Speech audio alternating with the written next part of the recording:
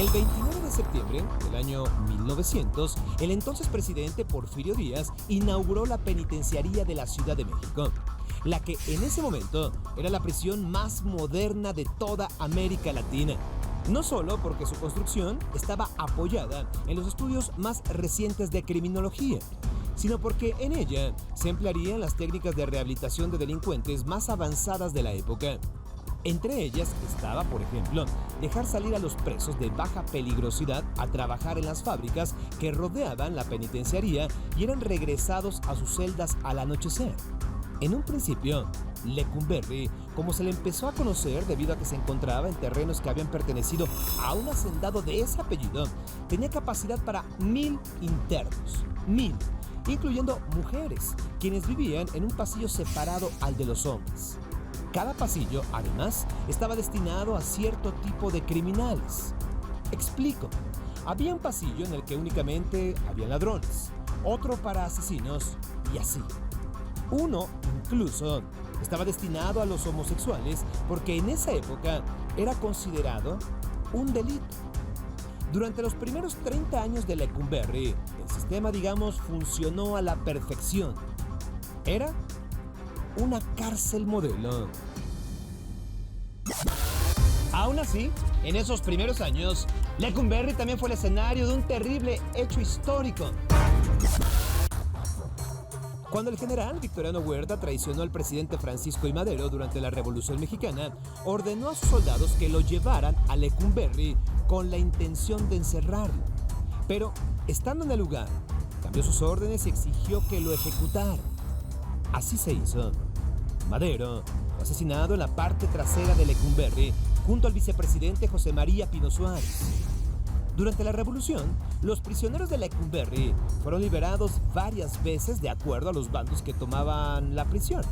Al terminar el conflicto armado, la cárcel volvió a la normalidad, y alcanzó la fama nacional cuando allí se filmó la película Nosotros los Pobres, muy famosa por la escena de Pepe el Toro es inocente. Esa escena fue hecha en la cárcel de Lecumberri. Incluso, varios presos actuaron en la película. Se dice que Pedro Infante se encariñó tanto con ellos que mantuvo a varias de sus familias durante algunos años. Fue en los años 50 cuando la cárcel se hizo exclusivamente para hombres. Y entonces empezó su decadencia. En los años 60, la antigua prisión de Vanguardia se convirtió en un lugar de terror, dominado por la corrupción, los abusos y la muerte. Lecumberri, que había sido diseñado solo para 1000 presos, llegó a tener, a finales de los años 70, a 19,000 personas encerradas allí. Las celdas, que originalmente albergaban 2 personas, llegaron a tener a 20 presos que dormían en el piso o amarrados a las paredes. Los baños no funcionaban, los policías abusaban de los prisioneros y todo se cobraba.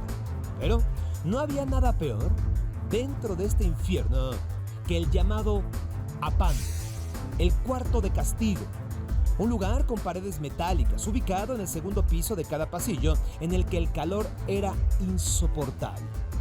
Aquí, los delincuentes podían pasar meses sin ni siquiera un lugar para ir al baño. Hay que decir que entre las paredes de Lecumberri pasaron algunos de los personajes más famosos de México, como el asesino serial de mujeres Goyo Cárdenas, que pasó allí varios años, o el pintor David Alfaro Siqueiros, pero también se usó para encerrar a diversos adversarios políticos, como a muchos líderes estudiantiles del movimiento del 68 que narraron el infierno de Lecumberri. La prisión, al final, fue cerrada en 1976, después de la fuga de 4 reos que lograron construir un túnel de casi 100 metros de largo. El hecho de que no los hayan atrapado fue la gota que derramó el vaso y destapó la cloaca de corrupción del Palacio Negro. Por cierto, el nombre del Palacio Negro fue dicho por primera vez por los estudiantes del 68, que pasaron allí sus noches más oscuras. Hoy este lugar es el Archivo General de la Nación. Puede ser visitado para aprender más acerca de este lugar de trágica historia. Lecumberri. Difícil de creer.